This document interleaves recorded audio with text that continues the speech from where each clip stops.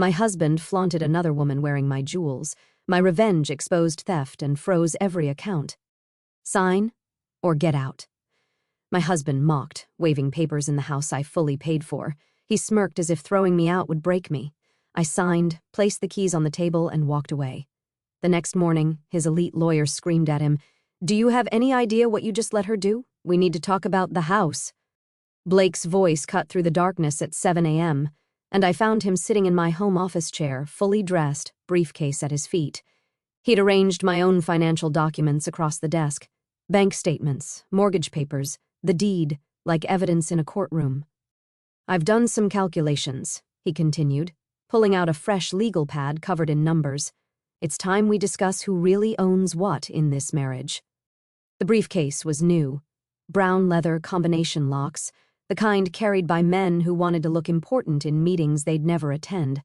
Blake had positioned himself behind my desk like he belonged there, in the office where I'd built Cassidy Blackwood Consulting from nothing into a 7-figure enterprise. The morning light from the window highlighted dust motes floating between us, and I noticed he'd moved my achievement awards to make room for his legal pad. "You went through my filing cabinet." "Not a question. The locked cabinet where I kept original documents, contracts worth millions, sensitive client information that required NDAs just to discuss." "Our filing cabinet," Blake corrected, tapping his pencil against the legal pad. "Marriage is a partnership, Cassidy. 50-50. That's what my attorney says." His attorney. The words hung between us while I studied the man I'd married 4 years ago. Blake wore the charcoal suit I'd bought him last year for a job interview he'd canceled at the last minute, claiming the company wasn't prestigious enough for his vision. His hair was styled with the expensive pomade from my bathroom drawer. Even his posture was different, straighter, practiced like he'd been rehearsing this scene in the mirror. I walked closer, noting how he'd arranged my documents in neat piles. The mortgage statements showing every payment I'd made before and during our marriage, the property tax records in my name alone. The deed dated 2 years before Blake and I had our first date, purchased with inheritance money from my grandmother, who'd worked 3 jobs to save every penny. "Your attorney," I repeated, picking up the Harrison Industries contract from the corner of my desk where he'd pushed it aside. This single deal had generated more revenue than Blake had earned in his entire life. The same Blake who called lawyers parasites last month when I hired Rachel to review our expansion documents. He shifted in my chair, my custom ergonomic chair that cost more than his monthly gym membership. That was different. This is about protecting our interests. Our interests. I set down the contract and picked up his legal pad. His handwriting looked like a child's attempt at cursive, all loops and uncertainty. He'd written marital assets at the top and listed everything I owned, including items from before our marriage, my grandmother's jewelry, the Vermont cabin my father left me, the original paintings I'd bought to celebrate closing my first $1 million deal. Blake stood up, moving around the desk to face me directly. "I've contributed to this marriage, Cassidy. While you were building your business, I maintained our home. I supported your career. Maintained our home." I thought about the contractors I'd hired to fix the roof leak Blake never noticed. The landscaping service I paid for because Blake's idea of yard work was hiring neighborhood kids who never showed up. The cleaning service that came twice a week while Blake was at extended lunches with his business partners, who never seemed to have actual businesses. "Is that what you told your attorney?" I asked, noticing a Garrett and Associates business card peeking out from under the mortgage papers. "That you maintained our home while I worked." "I've made sacrifices," Blake said, his voice rising slightly. "I put my career on hold for this marriage." The career that never existed. The consulting firm that never had clients. The app development company that never developed apps. The investment advisory service that never advised anyone because Blake didn't have the required licenses and showed no interest in obtaining them. I moved to the window, looking out at the garden I designed and paid for where I'd planted roses from my grandmother's house after she died. The house she'd left me enough money to buy this place back when Blake was still living in his brother's basement, talking about potential and opportunity while playing video games until dawn. "The house is mine, Blake," I said quietly, watching Mr. Patterson walk his beagle past our driveway. "My driveway. It was mine before we met. The deed is in my name alone. I've paid every mortgage payment, every repair, every improvement." "We're married," Blake said, as if those 2 words erased years of financial records. The law says premarital assets remain separate property unless commingled. I turned to face him. I've been very careful not to commingle. Blake's face reddened. He grabbed a stack of bank statements, waving them at me. These show joint account transfers. You put money in our shared account every month for household expenses, groceries, utilities, your personal spending, all documented, all separate from the mortgage and property taxes I pay from my business account. He slammed the papers down, his practiced composure cracking. I deserve something for these 4 years. You can't what, Blake? I picked up the deed, holding it up to the light. Can't own what I bought with my inheritance. Can't keep what I've paid for every month while you were at the gym, at lunch, at networking events that never networked anything. Blake grabbed his briefcase, fumbling with the combination locks he'd probably set yesterday. This isn't over. Thomas Garrett is one of the best divorce attorneys in the state. Thomas Garrett advertises on bus benches, I said, remembering the garish yellow signs I'd seen downtown. He was suspended from practice twice for ethics violations. Blake's face went pale. How do you?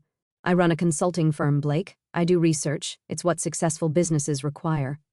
I gathered my documents from the desk, sorting them back into their proper order. Something you'd know if any of your ventures had progressed beyond PowerPoint presentations. He stood there, briefcase clutched against his chest like armor. The morning light making him look younger, more like the charming man I'd met at that conference 4 years ago, the one who'd talked about dreams and ambition, who'd made me believe partnership meant something more than financial contribution. We'll see what happens when the papers are filed, Blake said, moving toward the door. You might be surprised what a good attorney can do. I sat down in my chair, still warm from his presence, and pulled up my email. 3 new client inquiries, a contract renewal from Morrison Group, and a message from Rachel Thornton marked urgent read immediately. My attorney, who actually was one of the best in the state, had been expecting this day for months. Blake? I called as he reached the doorway. He turned, hope flickering across his features. The locks will be changed by the time you get home tonight. The locks wouldn't be changed for another 6 hours, but I had more immediate problems. Emma knocked on my office door 20 minutes after Blake left, carrying the monthly financial statements I typically reviewed myself. Her expression made my stomach drop before she even spoke. I wasn't sure if I should bring these directly to you, Emma said, setting the folder on my desk with unusual hesitation. She'd been with me for 3 years, hired straight from business school, and had never looked this uncomfortable. Blake picked them up from accounting yesterday, said he was helping with the monthly review. I opened the folder, scanning the credit card statements first. Everything looked standard until I reached the 3rd page. There it was, buried between a lunch meeting and office supplies. Garrett and Associates' $2,500 retainer fee dated 3 weeks ago. The same day, Blake had surprised me with flowers and dinner at my favorite restaurant, claiming he wanted to celebrate my latest contract win. Emma, I said, keeping my voice steady despite the anger building in my chest. Did Blake say anything when he picked these up? She shifted her weight uncomfortable. He mentioned something about understanding the business better, said he wanted to be more involved in your success. She paused, then added quietly. He also asked if I knew how corporate assets were handled in partnerships. I assumed he meant business partnerships. Of course he did. Blake, who couldn't balance his own checking account, suddenly developing an interest in corporate asset division. I flipped through more pages, finding 2 additional consultations charged to our joint account, one with a real estate assessor, another with someone called Bradley Kingston, whose LinkedIn profile I quickly pulled up, revealed him to be a business valuator specializing in privately held companies. My phone rang at exactly 12:30 p.m. Blake's name on the screen was accompanied by a photo from our wedding day, both of us smiling at something off camera. I remembered that moment. My cousin had been making faces, trying to get us to laugh naturally for the photographer. We looked happy, unaware that one of us was capable of this kind of calculated betrayal. Hi, sweetheart. Blake's voice carried a strange energy like he was reading from cue cards. What time will you be home tonight? I'm planning something special for dinner. Blake didn't cook. In 4 years of marriage, his culinary achievements included burnt toast and occasionally successfully reheating takeout. Something special. We need to talk about our future, he said, and I could hear paper rustling in the background about making some changes that will benefit both of us. The words sounded rehearsed. Probably practiced in front of the bathroom mirror this morning after I'd left. I pictured him standing there, gesturing at his reflection, trying different inflections until he found one that sounded authoritative instead of desperate. "I'll be home by 7. I lied, already mentally rearranging my schedule. Should I pick up wine? No, I've got everything handled. Another first. Blake handling anything beyond his gym schedule was notable. Just bring yourself. After he hung up, I sat in my office feeling the weight of what was coming. The man who needed detailed instructions to operate our coffee maker was orchestrating something he thought was clever. The same person who'd forgotten our anniversary twice was suddenly detail-oriented enough to hire lawyers and valuators without my knowledge. My phone rang again. This time it was my mother, her Florida number bringing a different kind of dread. Mom never called during business hours unless something was wrong. "Cassidy, honey, I'm confused about something," she began without preamble. "Blake called this morning asking about your father's Vermont cabin. He wanted to know if the deed was in your name or if it was still part of the estate." The cabin, 2 acres of pristine lake property my father had left me when he died 5 years ago. Blake had been there exactly once, complained about the lack of Wi-Fi the entire weekend and swore never to return. "What did you tell him?" "Nothing specific, but he was insistent. Said he was helping you organize family assets for tax purposes." She paused and I could hear her uncertainty. "Since when does Blake care about taxes? Last Christmas, he didn't even know what a W-2 was." "Mom, did he ask about anything else? Your grandmother's jewelry?" Whether it was formally appraised, whether there was documentation, her voice hardened. "Cassidy, that boy has attended exactly 1 family gathering in 4 years. Now he's calling me about property deeds and appraisals." Blake had been at his brother's bachelor party during Dad's funeral. He'd missed my grandmother's 90th birthday because of a networking retreat that turned out to be a golf weekend. He'd never shown interest in my family beyond asking if there were trust funds he should know about. "Don't tell him anything else, Mom. If he calls again, refer him to me." "Already done." I told him my memory isn't what it used to be. She chuckled darkly. "My memory is fine. I remember exactly what I think of men who plan their attacks while pretending to love you." After Mom hung up, I made my own call. Rachel Thornton answered on the second ring, her voice crisp and professional, even though I was calling her personal line. "Cassidy, I wondered when you'd call. You were expecting this?" "I've been expecting it since Blake showed up at the Harrington Charity Gala last month, chatting up divorce attorneys during the cocktail hour. Word travels in legal circles." I thought back to that night. Blake had disappeared for an hour, claiming he was networking. I'd been too focused on securing a donation for the women's shelter to pay attention to his whereabouts. Rachel's fingers flew across her keyboard as she spoke. "Let me pull up your files. The CBW Holdings Trust established 2 years before your marriage, the house titled exclusively to the trust. Your business incorporated as a separate entity with you as sole proprietor. Your premarital assets all documented and never commingled with marital funds. So I'm protected. Better than protected. You're bulletproof, legally speaking." She paused, and I could hear her smile through the phone. "Blake can hire every attorney from here to Manhattan. The documentation is airtight. Then why does this feel like I'm losing something?" Rachel's voice softened slightly. "Because you're losing the illusion of who you thought you married. That's often harder than losing money. What do you recommend? Let him play his hand, document everything. Every conversation, every financial transaction, every meeting with his bargain basement attorney," her tone sharpened again.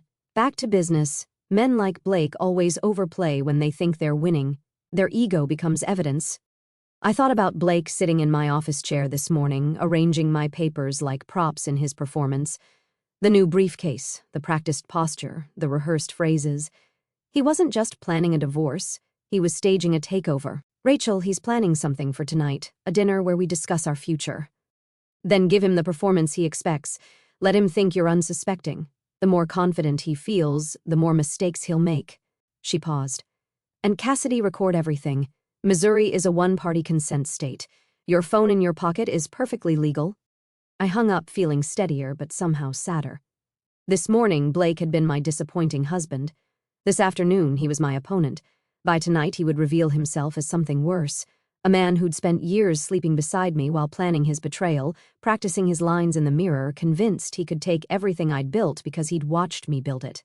I arrived home at exactly 7, my phone recording in my jacket pocket, the weight of it a small comfort against what was coming. The house smelled wrong, like soy sauce and something synthetic. Blake had ordered Chinese food, but not from our usual place. This came from the cheap restaurant near the highway, the one we tried once and sworn never to return to after finding a hair in the rice.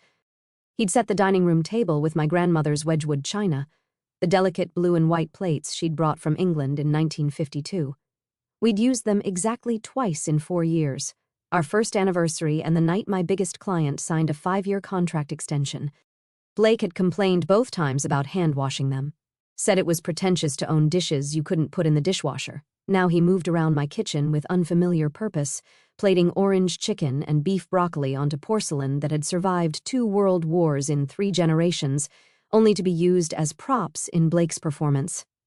He'd even lit candles, the expensive ones I saved for power outages, and dimmed the lights to what he probably thought was atmospheric, but actually made the room feel like a funeral parlor.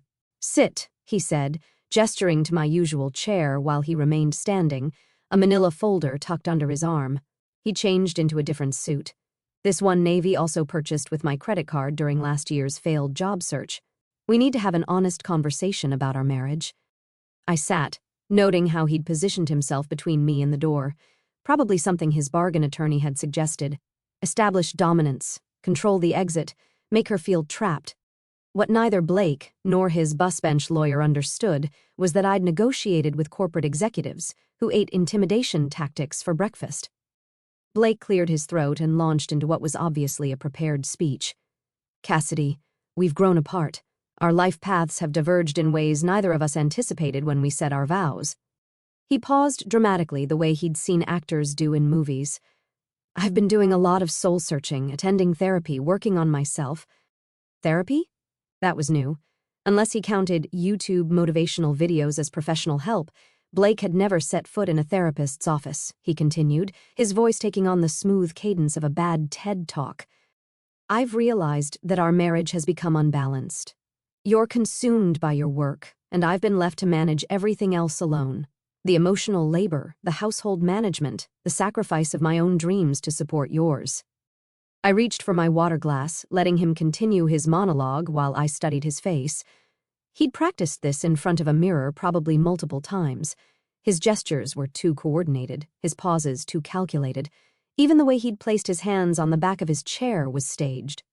"I think it's best if we separate," he continued, finally sliding the manila folder across the table, pushing aside a container of sweet and sour sauce. "I've had papers drawn up that I believe are fair to both parties." I opened the folder while Blake watched, his breathing slightly accelerated. The first page was exactly what I'd expected, a joke of a legal document that looked like it had been downloaded from a template website and filled in with creative interpretations of property law. He was demanding the house, citing his contributions to its maintenance and improvement. He wanted alimony based on his career sacrifices. He'd even listed my business as a marital asset, claiming he'd been an unofficial consultant throughout its development. "You want half of Cassidy Blackwood Consulting," I said, not as a question, but as confirmation of his delusion. "I've been your sounding board for every major decision," Blake said, his confidence growing. "I've attended networking events, supported your late nights, sacrificed my own entrepreneurial ventures." I flipped to the next page. He wanted my grandmother's jewelry, calling it marital gifts. The Vermont cabin was listed as joint recreational property. Even my car, purchased 6 months before our wedding, was somehow classified as a shared asset. Blake moved closer, standing over me now. "This is what's fair, Cassidy.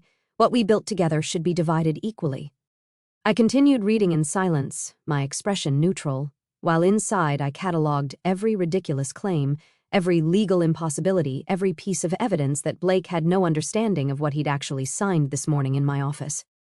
The papers he'd arranged so carefully on my desk had been decoys, documents I'd left accessible, knowing his curiosity would overcome his limited attention span. Well, Blake's patience was fraying. "Are you going to sign?" I set down the papers and looked up at him. "You want the house? I deserve the house. I've made it a home while you've treated it like a hotel." And my business, our business built during our marriage. Community property, the cabin in Vermont where we've made memories as a couple. Each lie was delivered with increasing confidence, as if repetition could transform fiction into fact. Blake had spent exactly one night at the Vermont cabin, complained the entire time and left early, claiming allergic reactions to pine trees that mysteriously never affected him during Christmas season. I picked up the pen he'd placed beside the papers, a blue Bic, not even a good one, and he stepped back, anticipating victory. His phone was already out, probably ready to text his brother or his gym buddies about his successful negotiation. "No," I said, simply setting the pen down. Blake's face flushed. "What do you mean, no?" "No, I'm not signing these papers." His practiced composure cracked like cheap paint. "You have to sign them. This is what's happening. I've made my decision." "Your decision?" I stood slowly, matching his height in my heels. "Your decision about my house, my business, my inheritance." Blake's hands clenched into fists. "Our house, our business. 4 years of marriage makes everything ours. That's not how property law works, Blake." He slammed his palm on the table hard enough to rattle the china. "Don't lecture me about law. My attorney says your attorney who advertises on bus benches." Blake's face went from red to purple. He leaned across the table, his voice dropping to what he probably thought was menacing. "You're going to sign these papers, Cassidy. You can do it voluntarily, or we can do this the hard way." "The hard way." I smiled. "What does that mean, exactly?" He straightened, pulling himself up to his full height and pointed at the door. "Sign the papers or get out. This is my house now. I've established residency.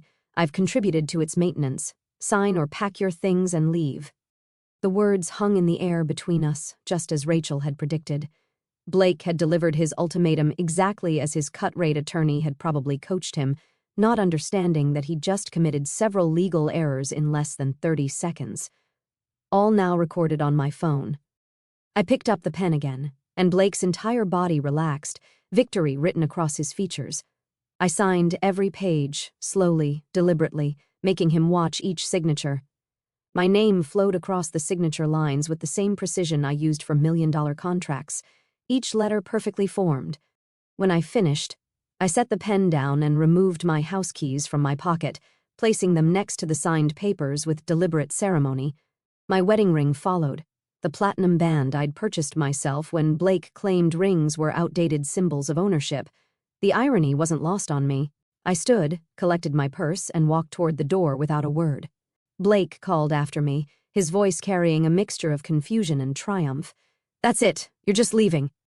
I paused at the doorway, looking back at him, standing there among the takeout containers and stolen china, holding papers he didn't understand, celebrating a victory that existed only in his imagination.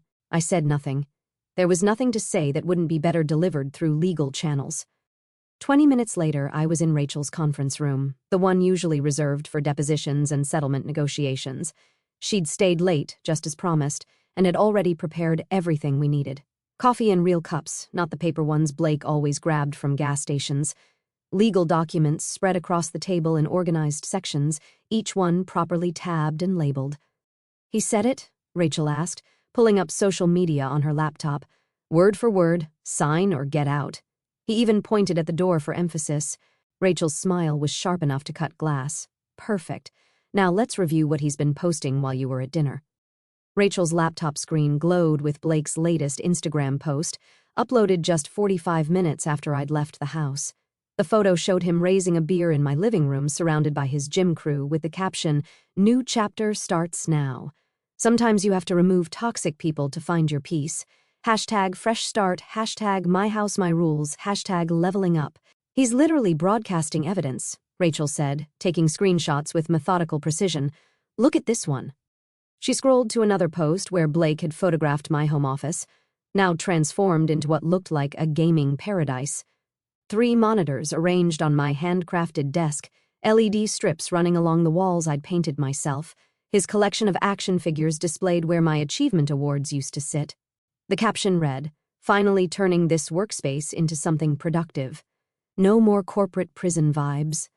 My phone buzzed with a text from Jennifer Martinez, my neighbor 2 houses down. She and I weren't close, but we shared the kind of polite relationship that involved waving during morning runs and accepting packages for each other. Her message was brief. Blake's having quite the party. Just watched him give a tour to about 10 people. He's telling everyone you abandoned the marriage for your career. Thought you should know." Another text followed immediately. This one with a video attachment. Jennifer had filmed from her kitchen window catching Blake on the front porch with his brother and several men I recognized from his gym. His voice carried clearly across the quiet street. She chose spreadsheets over family. I gave her an ultimatum, and she literally walked out. Just left. Can you believe that? 4 years of supporting her ambition, and she couldn't even fight for us. I set my phone down on the hotel suite's marble bathroom counter. The Marriott downtown wasn't cheap, but I needed a base of operations that felt controlled, professional, somewhere I could think, without the emotional weight of memories in every corner. The suite had a separate living area with a desk where I'd already set up my laptop, preparing for what would come next. Marcus Chen's name appeared on my phone screen. My CFO rarely called after hours unless something required immediate attention. "The transition is complete," Marcus said without preamble. "All company accounts have been restructured. Blake Wilson's access was terminated at 8:47 p.m. His corporate card was deactivated, and all automatic payments linked to it have been suspended pending reassignment." How many automatic payments? 17. Including his BMW lease, gym membership, country club access, wine storage unit, and something called executive presence coaching that's been charging $400 monthly for the past year. Executive presence coaching. Blake had told me that was career counseling to help him launch his consulting firm. I'd been funding his life coach to tell him he was special, while he contributed nothing to our household except dirty dishes and empty promises. Document everything, Marcus. Create a full audit trail already in progress. Also, Blake attempted to use the corporate card 20 minutes ago at something called Velocity Sports Bar. The transaction was declined. Of course, he tried to put his celebration party on my company card, the same card he'd been using for years to fund his lunches with potential business partners who never materialized into actual ventures. My phone rang again, this time showing my sister Sarah's face, a photo from last Christmas when she'd visited from Seattle. Sarah was 3 years younger, but decades wiser when it came to reading people. She'd never liked Blake, though she'd been polite enough to hide it during family gatherings. "What kind of manipulative garbage is Blake trying to pull?" Sarah's voice was tight with anger. "He just called me claiming you're having some kind of breakdown, that you walked out on your marriage and need space to process your emotions. He actually suggested I should encourage you to seek therapy for your workaholism. He called you 20 minutes ago. Had the nerve to sound concerned like he was the worried husband. Kept saying you'd chosen your career over family, that he tried everything to save the marriage, but you were too focused on money to see what really mattered." I moved to the suite's window, looking down at the city lights. Somewhere out there, Blake was celebrating in my house, telling his version of events to anyone who would listen. The villain narrative he'd crafted where I was the cold, calculating businesswoman who'd abandoned a loving husband. Sarah, he's trying to control the narrative before. Before what, Cassidy? What's really happening? Because the Blake who called me sounded coached like he was reading from a script. He used words Blake doesn't know. He mentioned emotional labor and relationship equity. Since when does Blake know those terms? Since his attorney told him what to say? Sarah's silence lasted several seconds. "He's trying to take the house, isn't he? The house Grandma's money bought, among other things. That pathetic leech. 4 years of you paying for everything while he played entrepreneur, and now he wants to steal what you built." Her voice rose. "Remember when Dad was in the hospital? Where was Blake? Oh, right, at a crucial networking retreat that turned out to be a golf weekend. I remember. 3 months. Dad was sick, and Blake visited once for 20 minutes, and now he's calling me about family values." She paused, her voice softening. "Do you need me to come get anything from the house? Important documents, Grandma's jewelry, anything he might damage or claim?" "Not yet." "Let him think he's won for now. Cassidy, I know you. You're planning something." "I'm not planning anything. I'm just documenting reality while Blake creates his own fantasy." After Sarah hung up, I opened my laptop and logged into our banking app. The joint account showed Blake's spending in real time. $127 at Velocity Sports Bar declined, $84 at the liquor store declined, $45 at the pizza place declined. Each rejection was timestamped, creating a digital trail of Blake's collapsing celebration. A text from Emma appeared. Blake called the office asking about accessing the company portal, claimed he needed to review partnership documents. Security flagged it as unauthorized access attempt. Partnership documents. Blake, who'd never been a partner in anything except spending my money, was already trying to establish a claim to my business. His attorney must have told him to gather evidence of involvement, not understanding that every login attempt, every call, every text was being logged by people who actually understood documentation. My phone buzzed with another Instagram notification. Blake had posted a photo of my wine cellar, the one I'd had custom built to store my collection of investment-grade vintages. He'd opened one of my 2015 Chateau Margaux bottles worth about $800 and was pouring it into red Solo cups for his gym buddies. The caption, "Life's too short for saving things for special occasions. Today is the special occasion." Rachel texted immediately, "He's documenting destruction of separate property assets. Keep recording everything."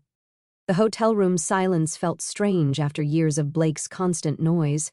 His video games, his conference calls for businesses that never launched, his motivational podcasts played at volumes that suggested he thought success could be absorbed through decibels alone.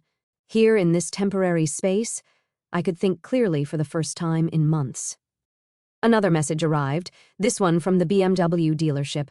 "Miss Blackwood, we're attempting to reach Blake Wilson regarding his lease payment. The account on file has been declined. Please contact us at your earliest convenience." Blake's first stumble was beginning. Tomorrow, when he woke up hungover in my house, surrounded by empty bottles and the debris of his premature victory party, the calls would start. The gym wondering about his membership, the country club about his access card, the wine storage facility about his monthly fee. Each small failure would build into an avalanche of reality that no amount of Instagram filters could hide. I closed my laptop and prepared for bed in sheets that didn't smell like Blake's cologne or carry the weight of shared disappointment. Tomorrow would bring new developments, new evidence, new mistakes as Blake continued to celebrate a victory that existed only in his imagination. Morning arrived with a text from Emma that made me sit up straight in the hotel bed. "Can we meet before the office opens? There's something I should have told you months ago." The timestamp showed 5:40 to 7 a.m. Emma never messaged before 7 unless something was seriously wrong. We met at a quiet coffee shop 3 blocks from my office, the kind of place where business deals were discussed in whispers and nobody looked up from their laptops. Emma was already there, nervously shredding a napkin into tiny pieces, her usual composure completely absent. 3 months ago, during the Patterson Industries conference, she began without preamble. "I saw Blake at the Marriott downtown. You were giving your keynote presentation and I'd stepped out to handle that emergency with the Chicago contract."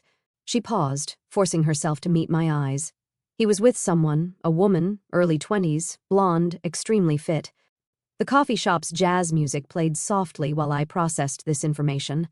3 months ago, Blake had told me he couldn't attend the conference because of a stomach bug. I delivered my presentation to 300 industry leaders while my husband was at a hotel 6 blocks away. "I convinced myself it was a client meeting," Emma continued. "Blake was always talking about his business ventures, so I thought maybe he'd finally found an investor or partner." She pulled out her phone, scrolling through Instagram with practiced efficiency. "Then last week, I saw this." The screen showed a woman's profile, Jessica Reeves, personal trainer and fitness influencer. In her recent posts, Jessica was wearing my diamond tennis bracelet, the one Blake claimed had been sent for cleaning 2 months ago. Another photo showed her in my Cartier watch, an anniversary gift that had supposedly been lost during our last vacation. My grandmother's pearl necklace adorned her neck in a gym selfie. #blessed #living life. "These are all your pieces, aren't they?" Emma asked quietly. "I recognize them from company events." The pearls had been my grandmother's wedding gift from my grandfather in 1951. Blake had told me they were at the jeweler being restrung. The watch had mysteriously disappeared from our bedroom dresser. The tennis bracelet had supposedly fallen off during one of Blake's golf outings, and he'd filed an insurance claim that I'd never followed up on because I trusted my husband. Rachel called while I was still staring at Jessica's Instagram. My forensic accountant found something interesting. Blake opened a separate account 4 months ago at First National. Different branch from your usual one using your home address, but only his name. How much? $37,000 in deposits over 4 months. Cash deposits structured to avoid reporting requirements. Classic concealment tactics. Papers rustled in the background. The timing corresponds with items disappearing from your inventory, your grandmother's silver tea service, the signed first edition books from your father's collection, several pieces from your storage unit. My father's books. The complete Hemingway collection he'd built over 40 years, each volume carefully selected and preserved.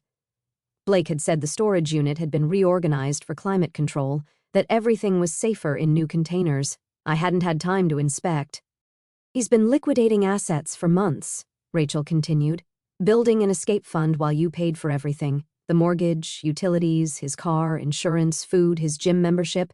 You were funding his lifestyle while he was stealing from you to fund his exit. After ending the call, I drove to my house, not to confront Blake, but to speak with Mrs. Chin next door. She answered immediately as if she'd been expecting me. Mrs. Chin was 73, sharp as a legal brief, and had lived next door since before I bought the house. She'd never liked Blake calling him that loud man whenever his music disturbed her afternoon tea. "I have something to show you," she said, leading me to her dining room where a laptop sat open on her polished mahogany table. My grandson installed these doorbell cameras after those package thefts last year. They record everything. The footage began playing.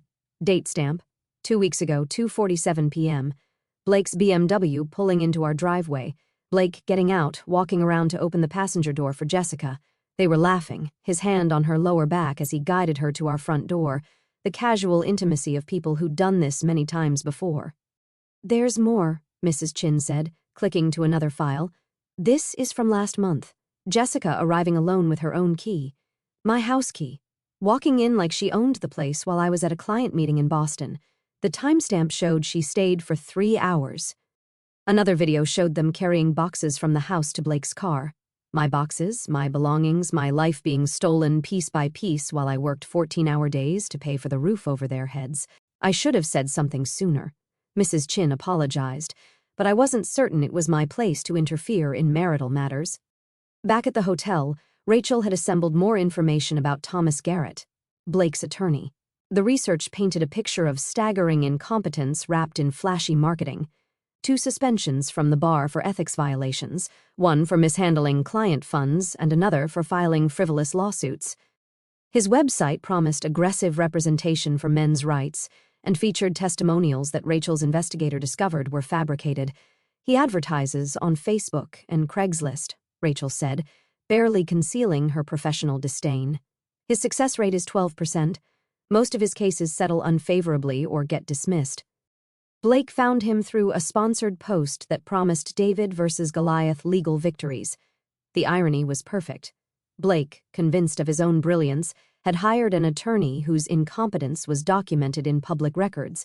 He'd chosen flash over substance, marketing over merit, the same way he'd approached everything in our marriage. Marcus Chen sent another update about Blake's financial situation. The executive presence coaching had been canceled for non-payment. His wine storage unit was sending default notices. The country club had suspended his membership pending payment of outstanding dues, each domino falling exactly as predicted. Blake's carefully constructed image crumbling one declined transaction at a time. Jessica had posted another photo that evening wearing my grandmother's emerald ring at a restaurant I recognized as the place Blake had proposed to me 4 years ago. The caption read, "When you know, you know." #new beginnings, #upgrade, #worth it. Great. As if my life, my success, my grandmother's jewelry were just temporary placeholders until Blake could trade up to a younger model. The investigation was revealing more than just financial fraud and adultery. It was exposing the systematic planning of a man who'd viewed our marriage as a business opportunity from day one, staying just long enough to position himself for what he thought would be a profitable exit. Rachel and I arrived at her office at 8 in the morning, earlier than usual because she wanted to review the trust documentation one more time before the inevitable phone call started. The morning sun streamed through her corner office windows, illuminating the neat stacks of papers that represented 4 years of my marriage, reduced to asset lists and legal precedents. At exactly 8:47 a.m., my phone lit up with notifications from the BMW dealership's automated system. Blake's car had been repossessed from my driveway 30 minutes earlier. The tow truck driver had left a notice on the front door explaining that the lessee should contact the Financial Services Department immediately. Blake, who rarely woke before 11, Would discover this in a few hours when he stumbled outside expecting to find his precious status symbol waiting in the garage. Emma forwarded me an email that had bounced back from Blake's company email address, the one I'd set up for him 2 years ago when he insisted he needed it for his consulting business that never materialized. The address was dead, the account terminated as of midnight. His phone would be next once he realized the device in his hand was suddenly just an expensive paperweight without cellular service. At 9:15 a.m., Jennifer Martinez texted me a photo from her living room window. Blake stood in my driveway in his pajamas, staring at the empty space where his BMW should have been, holding the repossession notice like it was written in a foreign language. Even from a distance, I could see his confusion morphing into panic as he tried to call someone, anyone, only to discover his phone had no service. Rachel's paralegal knocked and entered, carrying a fresh cup of coffee and wearing an expression of barely suppressed amusement.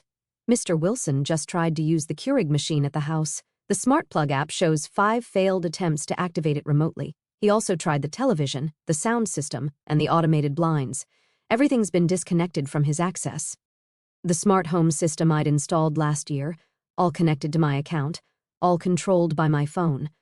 Blake had mocked it as unnecessary technology, but he'd certainly enjoyed using voice commands to adjust the temperature and lighting. Now he was trapped in a house that no longer recognized him as an authorized user. At 9:42 a.m., Jessica Reeves updated her Instagram story. She was at brunch with someone new, a man whose Rolex was visible in the frame as he poured champagne. The caption read, "When the universe removes toxic people automatically #blessed, #trading up, #new energy." Blake had been tagged in the post initially, but the tag was removed within minutes. She'd already moved on to her next target. Marcus Chen called with an update on Blake's attempted transactions from the morning. He tried to buy coffee at his usual place, declined, attempted to get gas at 3 different stations, all declined. He even tried to use Apple Pay linked to the corporate account that was terminated at midnight. Marcus paused and I could hear him typing. He's currently at an ATM trying to access the joint account that's showing a balance of 0 as of this morning's transfer. Blake's entire financial ecosystem had collapsed overnight. Every card, every account, every automatic payment that had sustained his lifestyle for 4 years had been systematically terminated. The man who'd spent the previous evening celebrating his victory was discovering that his empire had been built on someone else's foundation. At 10:03 a.m., Thomas Garrett's name appeared on Rachel's phone screen. She put him on speaker, and we could immediately hear the panic in his voice before he even spoke. Papers rustled frantically in the background, and someone was typing rapidly on a keyboard. "Miss Thornton, I need clarification on some documentation that's just come to my attention," Garrett began, his voice notably higher than during yesterday's confident threats. "The CBW Holdings Trust you mentioned. My client was under the impression that the property was marital asset. Your client signed documents acknowledging the property was owned by the trust." Rachel responded, her tone professionally neutral, while her eyes sparkled with satisfaction. "His signature appears on 7 different pages, affirming his understanding of the ownership structure, but he didn't. I mean, there may have been some confusion about the implications of those signatures." Confusion. Rachel pulled up the documents on her screen. Mr. Wilson signed a separation agreement demanding sole and exclusive rights to property he knew was owned by my client's trust. "That's documentary fraud, Mr. Garrett. I'm sure someone who advertises expertise in property division would recognize the severity of that." The typing in the background stopped. We could hear Garrett's breathing accelerate as he processed the implications. More papers shuffled, and then a muffled conversation as Garrett apparently covered the phone to speak, with someone else in his office. "I need to review this with my client," Garrett said when he returned, his voice strained.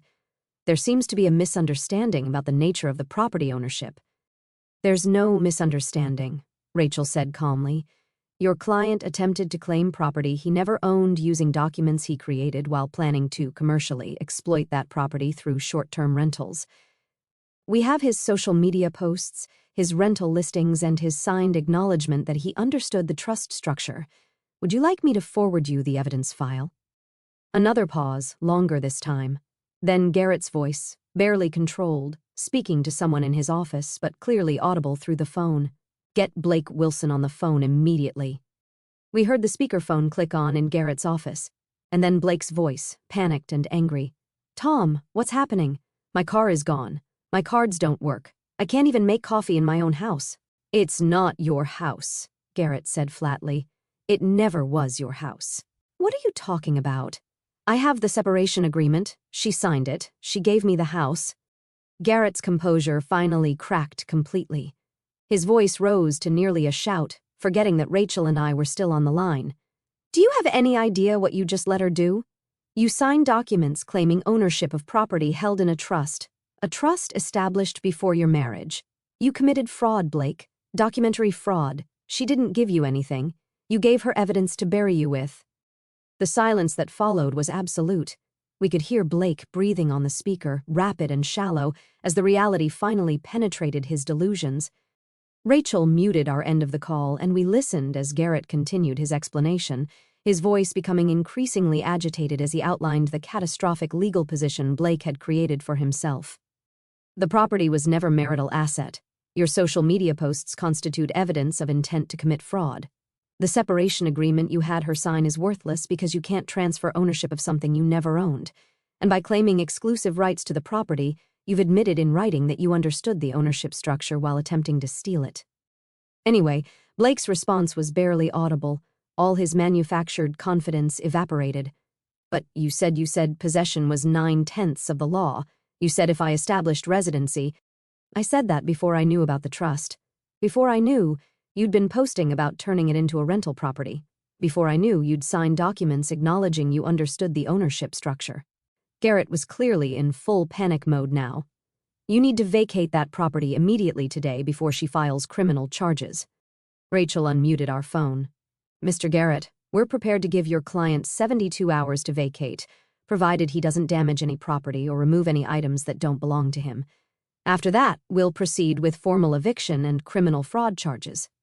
Garrett's panicked voice was still echoing through Rachel's office when we heard Blake in the background shouting something about squatters' rights and residential tenancy laws. The call ended abruptly with Garrett saying he needed to review case precedents immediately. Rachel closed her laptop with satisfaction and looked at me across her mahogany desk. "The eviction notice will be served tomorrow morning at 7, she said, pulling up the sheriff's department portal on her screen. "Deputy Martinez has already been briefed on the situation. He's handled dozens of these cases where someone claims ownership without legal standing." The next morning, I watched from my hotel room window as the sun painted downtown in shades of gold and amber. At precisely 7 a.m., my phone buzzed with a text from Jennifer Martinez, my observant neighbor. She had attached a video of Deputy Martinez walking up my driveway in his crisp uniform, carrying official documents that would formally begin Blake's removal from my property. 20 minutes later, my phone rang. Blake's number appeared on the screen, calling from a landline since his cell service had been terminated. I answered on the third ring, keeping my voice neutral and professional. "Cassidy, we need to talk about this situation," Blake began, his voice lacking its usual manufactured confidence. "This has all gotten out of hand. Maybe we should sit down and discuss this like adults." "We did discuss it, Blake.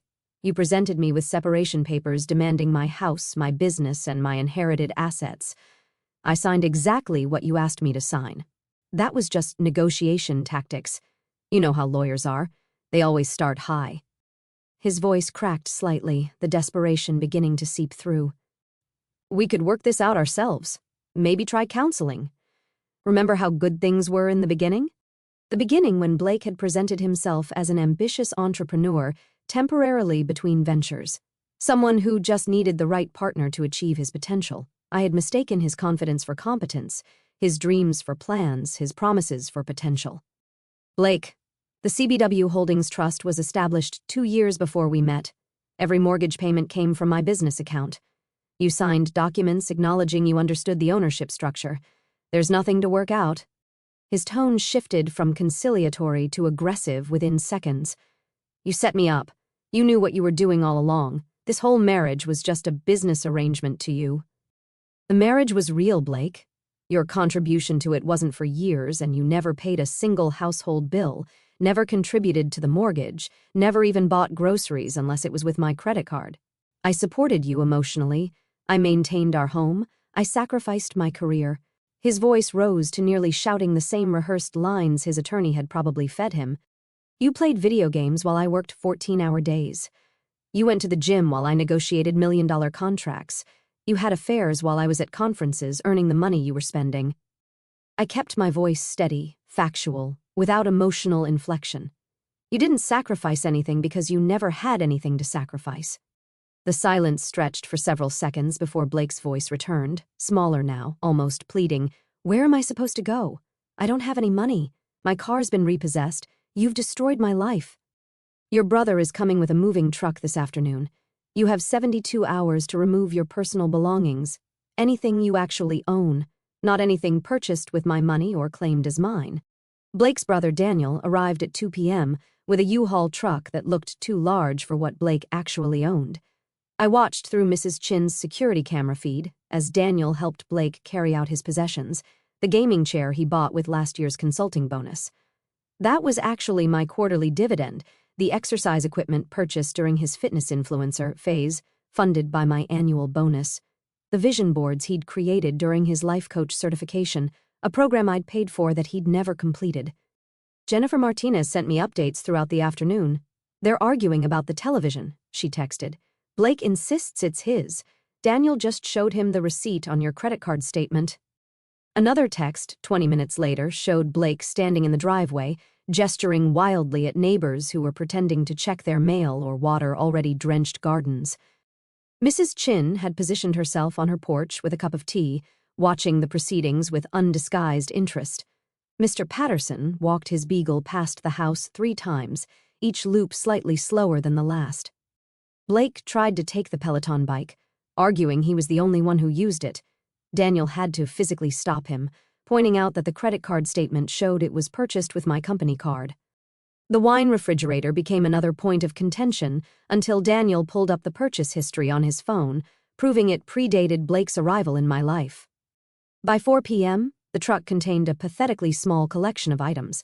Blake's clothes, most of which I'd purchased but wasn't interested in fighting about, his collection of self-help books and business guides, none of which had ever translated into actual business activity, the plaques and certificates from his various online courses and certifications, monuments to potential that never materialized into productivity. Rachel called as they were loading the last boxes.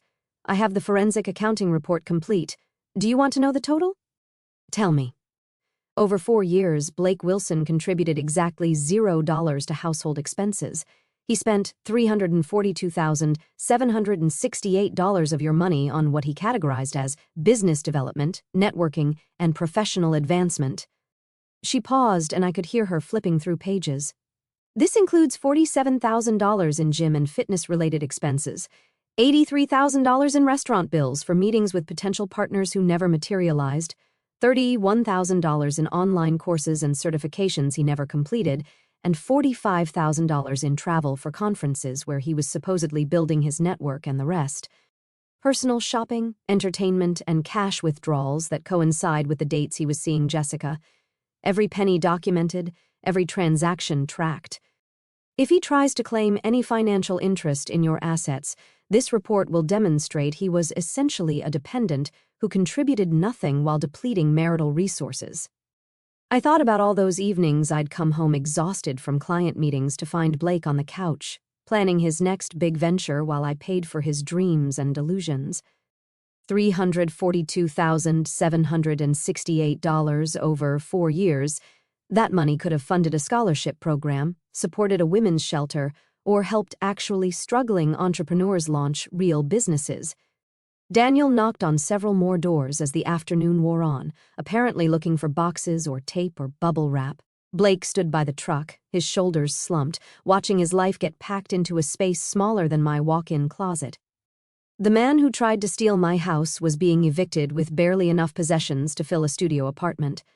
His empire revealed to be nothing more than borrowed luxuries and stolen dreams. The U-Haul truck disappeared around the corner at 5:47 p.m., carrying Blake's meager possessions and oversized delusions. I stood in Mrs. Chin's driveway for another moment, watching the empty street where my marriage had just been packed away in boxes smaller than my quarterly tax payments. Then I walked back to my house with the locksmith I'd scheduled for 6 sharp. Robert, from Secure Home Systems, had serviced the property before, installing the smart locks 2 years ago that Blake never learned to program properly. He worked methodically, replacing every lock, reprogramming every code. His professional silence, a comfort after days of legal battles and emotional confrontations.